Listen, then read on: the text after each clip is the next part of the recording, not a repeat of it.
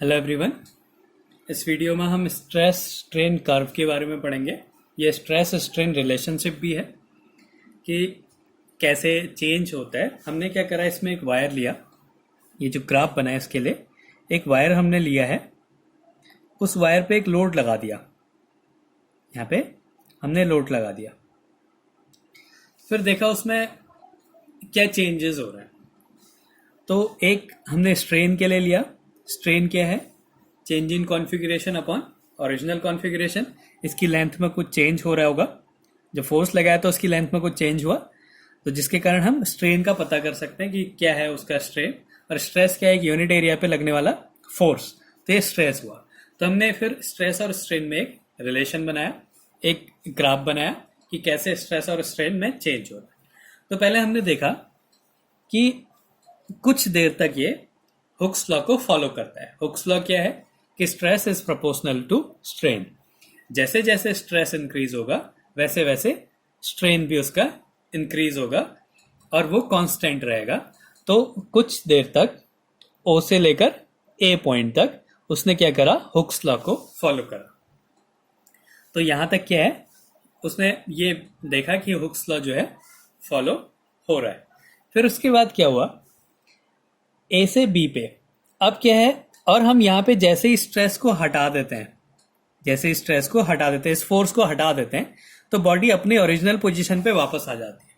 मतलब हमने इसको इंक्रीज करा, लेंथ को यहां तक इंक्रीज हो गया, और जैसे ही हमने छोड़ा उसे, ये change in configuration upon original configuration है, जैसे ही हमने छोड़ा वो वापस अपनी पोजीशन पे आ गया। तो ए पॉइंट तक जो है वो कांस्टेंट भी रहा और फोर्स हटाने पे वो दोबारा से अपनी लिमिट में आ गया, अपने उसी एक्चुअल पोजीशन पे आ गया, एक्चुअल शेप साइज में आ गया। फिर क्या करा, लोड को और इंक्रीज करा, स्ट्रेस को और इंक्रीज करा। तो थोड़ा और इंक्रीज करा तो क्या हुआ, स्ट्रेन में थोड़ा ज्यादा चेंज हो गया। स्ट्रेस को इंक्रीज करने में स्ट्रेन में थोड़ा ज्यादा चेंज हो गया। पहले क्या था, स्ट्रेस और स्ट्रेन में जो चेंज हो रहा था वो कांस्टेंट हो रहा था। फिर स्ट्रेस को और इंक्रीज करा तो स्ट्रेन में थोड़ा ज्यादा चेंज आ गया। तो थोड़ा ज्यादा चेंज आ गया, और जैसे ही हमने उसको छोड़ा, थोड़ी देर बाद बी पॉइंट तक हमने उसको छोड़ा तो वो वापस अपनी पोजीशन पे आ गया, अपने शेप पे आ गया। तो यहाँ पे क्या है, ये इलास्टिसिटी की लिमिट में है। मतलब जैसे ही डिफॉर्मिंग फोर्स को हम हटा रहे हैं, बॉडी अपने ओरिजिनल साइज, शेप और कॉन्फ़िगरेशन में आ जा रही है। मतलब ये इलास्टिसिटी की लिमिट में है, लेकिन यहाँ पे क्या है, हुक्स लॉ जो है फॉलो नहीं हो रहा है। थोड़ा सा फोर्स लगाने में जो लेंथ में चेंज हो रहा है वो ज्यादा चेंज हो जा रहा है, लेकिन जैसे ही हम उस डिफॉर्मिंग फोर्स को हटा रहे हैं, बॉडी वापस अपनी पोजीशन पे आ जा रही है, अपने शेप साइज में आ जा रही है। तो थोड़ी देर तक पहले उसने हुक्स लॉ को फॉलो करा, लेकिन फिर वो हुक्स लॉ को फॉलो नहीं कर रही थी। लेकिन अगर हम डिफॉर्मिंग फोर्स को हटा दे रहे थे तो क्या करा उसने, वापस अपनी उसी ओरिजिनल पोजीशन पे वो आ गया। फिर क्या हुआ, उसके बाद हमने और स्ट्रेस को इंक्रीज करा, जो डिफॉर्मिंग फोर्स है हमने उसको और इंक्रीज करा। तो क्या हुआ, अब बॉडी जो है इलास्टिक लिमिट में नहीं है, उसमें कुछ एक परमानेंट चेंज आ जाएगा। मतलब हम किसी रबर बैंड को खींच रहे हैं, तो अगर हम उसको थोड़ी देर तक खींचते हैं तो क्या करता है, वो थोड़ा सा ज्यादा बड़ा हो जाता है। अब वो क्या है, एक उसमें एक परमानेंट सेट हो गया, वो थोड़ा थोड़ा सा अपनी लेंथ को इंक्रीज करता रहेगा। तो पहले हमने क्या करा, लेंथ में इतना चेंज कर दिया, माना फोर्स इंक्रीज करा, ये यहां से फोर्स को हम इंक्रीज कर रहे हैं तो लेंथ में इतना चेंज हो गया। तो जैसे ही हमने फोर्स को हटाया, डिफॉर्मिंग फोर्स को, लेंथ थोड़ा सा इतनी सी आ गई। ये पहले 0 पे होना चाहिए था, लेकिन अब थोड़ी सी बढ़ गई। ऐसे हम जैसे जैसे इसको बढ़ाते रहते हैं, जो चेंज है लेंथ में वो एक्चुअल शेप साइज में नहीं आती, उसमें कुछ ना कुछ चेंज हो जाता है, वो कुछ इंक्रीज हो जाती है। तो इसकी एक मैक्सिमम पॉइंट होता है जहां पे क्या होता है, उसमें एक परमानेंट सेट हो जाता है। बहुत ज्यादा इंक्रीज नहीं होता है स्ट्रेन, जैसे पहले हो रहा था स्ट्रेन इंक्रीज वैसे ही होता है, लेकिन क्या एक परमानेंट सेट हो जाएगा। जैसे ही हम डिफॉर्मिंग फोर्स को छोड़ेंगे, वो अपनी ओरिजिनल शेप साइज में नहीं आता है, उसमें कुछ ना कुछ चेंज हो जाता है। तो जैसे हमने सी पॉइंट पे पहुंचाया तो वापस 0 पे नहीं आया, इतना उसमें इंक्रीज हो गया, ये परमानेंट हो गया, अब इतना उसमें चेंज हो गया। अब क्या होता है, उसके बाद अगर हम और ज्यादा फोर्स को इंक्रीज करते हैं, डिफॉर्मिंग फोर्स को और ज्यादा स्ट्रेस को इंक्रीज करते हैं, तो उसमें क्या होता है, एक छोटे से स्ट्रेन के लिए, एक छोटे से स्ट्रेस में स्ट्रेन में जो चेंज है वो बहुत ज्यादा हो जाता है। स्ट्रेस में बहुत छोटे चेंज में भी स्ट्रेन में क्या है, बहुत ज्यादा चेंज हो जाता है और वो वापस अपने उसी पोजीशन पे नहीं आएगी। वो जो है, जो ये लेंथ है, ये कंटिन्यूअसली इंक्रीज होते रहेगी। लेकिन एक छोटे से डिफॉर्मिंग फोर्स में, जो उसमें जो लेंथ में चेंज हो रहा है वो बहुत ज्यादा हो जाता है। फिर उसके बाद एक एक पॉइंट आता है, टेंसाइल स्ट्रेंथ बोलते हैं इसे। इसके बाद क्या होता है, बॉडी जो है टूटने वाली हो जाती है। मतलब उसमें बहुत ज्यादा चेंज आ जाएगा, वो उसके बाद अपनी एक्चुअल पोजीशन में बिल्कुल नहीं जा पाती है। और उसके बाद अगर हम उसमें और फोर्स लगाते हैं तो फिर क्या होता है, वो फ्रैक्चर पॉइंट आ जाता है, वो टूट जाता है। अगर हम स्ट्रेस को डिक्रीज भी करें उसके बाद तो भी क्या है, वो टूट ही जाएगा।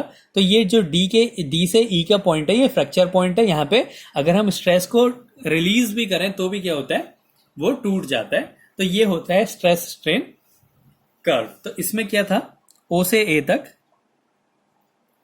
पॉइंट ओ से ए तक Hooke's law followed, Hooke's law followed. इस हुक्स लॉ फॉलोड का मतलब क्या है, stress is proportional to strain, stress proportional to strain. तो पहला पॉइंट ये मिला। इसके बाद ए से बी तक क्या होता है, ये क्या है, यहां पे इलास्टिसिटी की लिमिट में है, लेकिन हुक्स लॉ को फॉलो नहीं करता है। ये क्या है, within the limit of elasticity, limit of elasticity,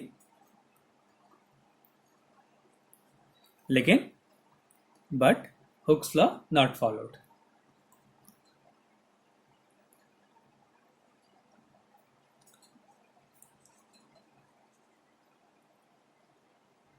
hooks law follow नहीं होता है, लेकिन इलास्टिसिटी की लिमिट में वो रहेगा। जैसे ही हम डिफॉर्मिंग फोर्स को छोड़ देंगे, हटा देंगे, तो क्या कर रहा है, रिस्टोरिंग फोर्स उसे वापस अपने ओरिजिनल शेप साइज में ले आता है। इसके बाद क्या होता है, बी से सी में परमानेंट सेट होने लग जाता है।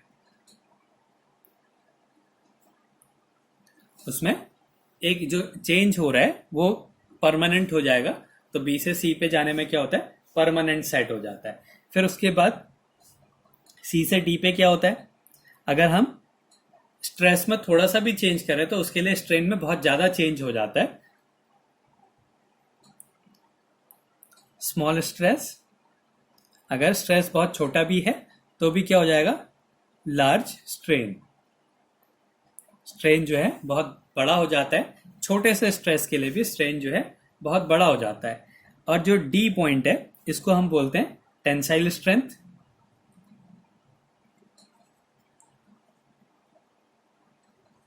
वापस अपनी पोजीशन पे वो नहीं जाएगा, बहुत ज्यादा जो है स्ट्रेन में चेंज हो जाता है। और ई क्या है, फ्रैक्चर पॉइंट है, फ्रैक्चर पॉइंट। इसके बाद वो टूट जाएगा। अगर हम स्ट्रेस को कम भी करेंगे तो भी क्या होता है, वो टूट जाएगा वायर। तो ये है फ्रैक्चर पॉइंट। अब इसमें भी कुछ चीजें होती है। अगर ये डी से ई का पोर्शन जो है बहुत छोटा है, मतलब अगर हम बहुत थोड़ा सा फोर्स भी इंक्रीज कर रहे हैं तो क्या होता है, वो टूट जाता है। अगर ये डी और ई का जो लेंथ है ये बहुत छोटा है तो हम ऐसे मटेरियल्स को बोलते हैं ब्रिटल। मतलब जैसे ग्लास, ग्रेफाइट और कुछ एलॉयज भी होते हैं, जो कि क्या होता है, छोटा सा अगर हम फोर्स लगाते हैं वो क्या हो जाता है, टूट जाता है। तो ये क्या होता है, अगर जो लेंथ है डी से ई की वो बहुत छोटी है, close D and E point अगर बहुत छोटे हैं, अगर ये लेंथ बहुत छोटी है, डी एंड ई, डी से ई की जो लेंथ है वो बहुत छोटी है, तो ऐसे मटेरियल्स को बोलते हैं ब्रिटल, ब्रिटल मटेरियल। ये क्या होते हैं, जैसे glass, graphite and some alloys.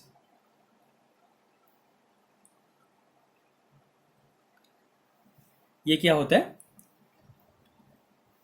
Brittle materials होते हैं। इसके बाद आता है, अगर ये बड़ा है, जो बी से ई तक, मतलब बहुत ज्यादा उसकी लेंथ में इंक्रीज होता है, बी से ई पॉइंट में बहुत ज्यादा इंक्रीज होता है, तो ऐसे मटेरियल्स को बोलते हैं डक्टाइल मटेरियल। लार्ज लेंथ है बी और ई की, पी से डी की जो लेंथ है वो बहुत ज्यादा है, तो ये होते हैं डक्टाइल। डक्टाइल जैसे कॉपर, ये बहुत ज्यादा खींचता है। एल्यूमिनियम, स्टील,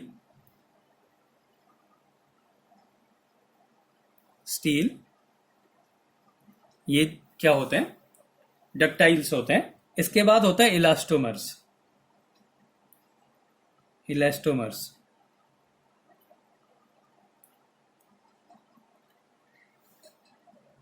इसमें क्या होता है, बहुत ज्यादा इलास्टिक बिहेवियर होता है, बहुत ज्यादा ये खींचते हैं। जितना ज्यादा हम स्ट्रेस को बढ़ाते जाएंगे, वो क्या होता है, स्ट्रेन भी जो है बढ़ता जाता है। जैसे रबर होता है, उसमें छोटा सा अगर हम स्ट्रेस को बढ़ाएंगे तो स्ट्रेन क्या हो जाता है, बहुत ज्यादा हो जाता है। तो ये क्या होते हैं, इलास्टोमर्स होते हैं। जैसे रबर बहुत ज्यादा इलास्टिक होते हैं, मोर इलास्टिक, जैसे रबर। तो ये क्या है, स्ट्रेस स्ट्रेन कर्व है। तो ये क्या था, पहले वो हुक्स लॉ को फॉलो करता है, फिर उसके बाद वो इलास्टिसिटी की लिमिट में रहता है, लेकिन हुक्स लॉ को फॉलो नहीं करता है। उसके बाद क्या होता है, उसमें परमानेंट सेट होने लगता है। फिर क्या करता है, अगर हम और इंक्रीज करते हैं तो बहुत ज्यादा ये जो स्ट्रेन है वो बहुत ज्यादा बढ़ जाता है और वापस अपनी पोजीशन में बहुत कम आता है, मतलब प्लास्टिक बिहेवियर हो जाता है उसमें। फिर क्या होता है, अगर हम फोर्स को डिक्रीज भी करें तो भी क्या होता है, उसकी लेंथ में इंक्रीज होते रहता है और लास्ट में क्या होता है, वो टूट जाता है। तो ये है स्ट्रेस स्ट्रेन कर्व, और ये इसके पॉइंट्स हैं और ये कुछ टाइप के मटेरियल्स।